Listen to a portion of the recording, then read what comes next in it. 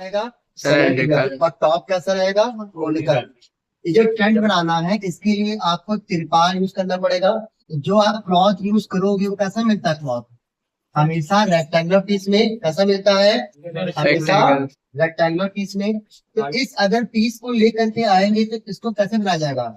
सबसे पहले क्या लगेगा हमें, सिलेंडर के चारों तरफ, सिलेंडर के चारों तरफ, फिर कोन का चारों तरफ, कोन के चारों तरफ। तो अगर सिलेंडर अब यहाँ पे देखा जाए जो एरिया रहेगा कपड़े का वही किसका होगा, स्टैंड का। तो हम कह सकते हैं ना area of the tent is equal to the area of cloth. तो एरिया ऑफ टेंट कैसे निकालोगे, C S A of cone plus C S A of cylinder, C S A of cone plus C S A of cylinder cylinder. और अगर area of cloth पूछा जाएगा तो आप क्या कहोगे, लेंथ इनटू ब्रेथ क्योंकि इसका शेप कैसा है rectangular. C S A of cone का formula pi R L, C S A of cylinder का फॉर्मूला 2 पाई आर एच। क्या यहाँ पर हम सारी वैल्यू पुट कर सकते हैं। तो C S A of cone formula क्या आ जाएगा, pi R L, C S A of cylinder 2 pi R H. Pi का वैल्यू 22/7, आर का वैल्यू 105/2। कि आर हमेशा क्या होगा, डायमीटर का हाफ होगा। और जब भी परफेक्ट डिवाइड नहीं होगा तो बाई 2 करके छोड़ देना, और जब परफेक्ट डिवाइड हो जाएगा तब 2 से डिवाइड करना। जैसे मान लीजिए लिखा होता 42 या लिखा होता 100, तो क्या ये 2 से डिवाइड हो रहा है, तभी आप उसको 2 से डिवाइड करना, अदरवाइज नहीं करना। बाई 2 करके लेके चलोगे तो जल्दी आंसर आएगा आपसे, क्लियर है। और हमारा कैलकुलेशन क्या आ जाएगा इजी। तो क्या आ जाएगा, पाई का वैल्यू 22/7, आर का वैल्यू 105/2, एल का वैल्यू 53, यहाँ पर आ जाइए 2 का 2, पाई का वैल्यू 22/7, आर का वैल्यू 105/2 एंड एच का वैल्यू 3।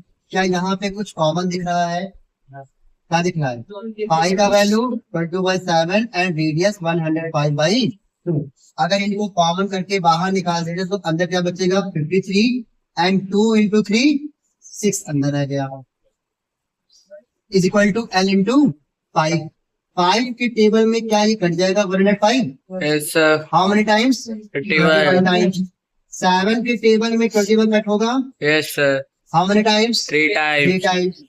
2 वन जा 2 11 टाइम्स। तो अब क्या रह गया पर 11 इंटू 3 इंटू 59। तो 11 इंटू 3 कितना जाएगा 33, 1947 मीटर, क्लियर है।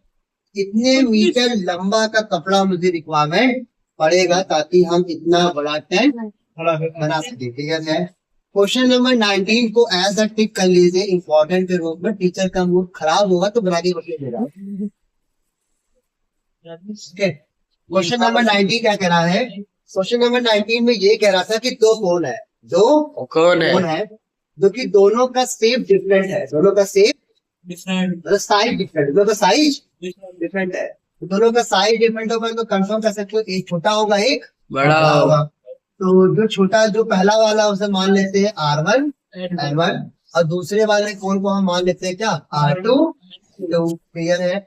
आपसे ये कह रहा है कि जो फर्स्ट वाले का जो CSA है वो सेकंड 2 टाइम्स है सेकंड का, जो CSA ऑफ फर्स्ट का होगा कोण का वो CSA ऑफ सेकंड का डबल है। क्या लिखा जाएगा, CSA of cone first is equal to 2 times of CSA of cone second. CSA का फॉर्मूला पाई आर एल, क्या लिखोगे कोण फर्स्ट है इसके अकॉर्डिंग पाई R1 L1, सही है। यहाँ पे क्या आ जाएगा पाई R2 L2, पाई से पाई क्या कैंसिल हो रहा है।